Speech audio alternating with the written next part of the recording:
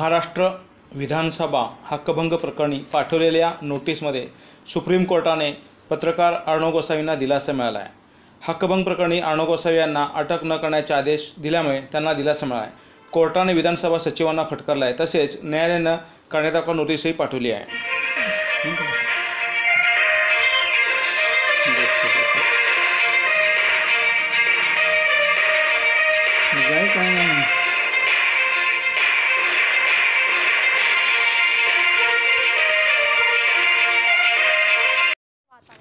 दहावी 12वी परीक्षा मे पूर्वी शक्य नाही, शिक्षण मंत्री वर्षा गायकवाड।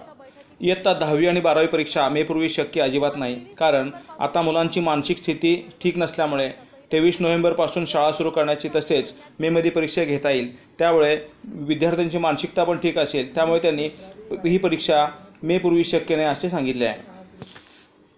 सोलापुरात शासकीय आदेशाची मराठा आंदोलनकर्त्यांनी होळी केली, त्याचबरोबर त्यांनी मराठा समाजाच्या वतीने सरकारचा निषेधही नोंदवण्यात आला।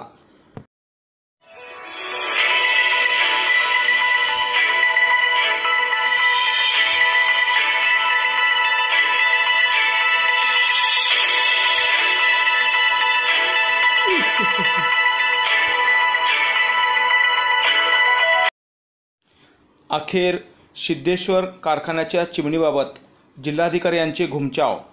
सिद्धेश्वर कारखान्याची चिमणी मी आता पाडणार नाही, कारण का तर चिमणी पाडण्यासाठी 7 दिवसात चिमणी पाडण्यासाठी भाषा बोलणारे जिल्हाधिकारी विधानसभा निवडणुकीचे कारण पुढे करत आहेत। त्यामुळे विमानसेवा आणि चिमणी हा विषय पुन्हा एकदा ऐरवणार आहे। म्हणजेच नेहमीच चर्चेत असलेला विषय, त्याबरोबर चेष्टेचा विषय असलेला सोलापूरकरांचा विमानसेवेचा विषय अजूनही लांबत राहणार आहे।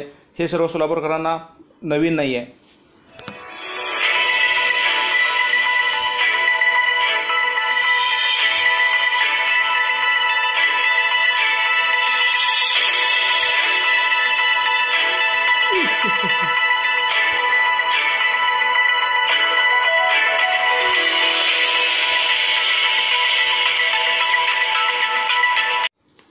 Happy youth club Sohan Londhe मित्रपरिवाराच्या वतीने आज हेरिटेज येथे अण्णाभाऊ साठे यांच्या जन्मशताब्दीनिमित्त सामुदायिक विवाह सोहळ्याचे आयोजन करण्यात आलं होतं।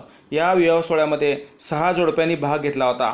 तसेच आलेल्या जोडप्यांना त्यांच्या संसारासाठी आवश्यक असलेले साहित्य देण्यात आले। त्याचबरोबर आज एक मोठा समाजासमोर त्यांनी एक आदर्श ठेवला आहे। तसेच त्यांनी आजच्या कार्यक्रमामध्ये सर्व नियमांचं मास्क, डिस्टन्स याचा काटेकोरपणे पालन केल्यामुळे सर्वकडे चर्चेचे विषय होते आणि त्यांनी केलेल्या या उत्कृष्ट कार्यक्रमाबद्दल सर्वत्र त्यांचं अभिनंदन होत आहे।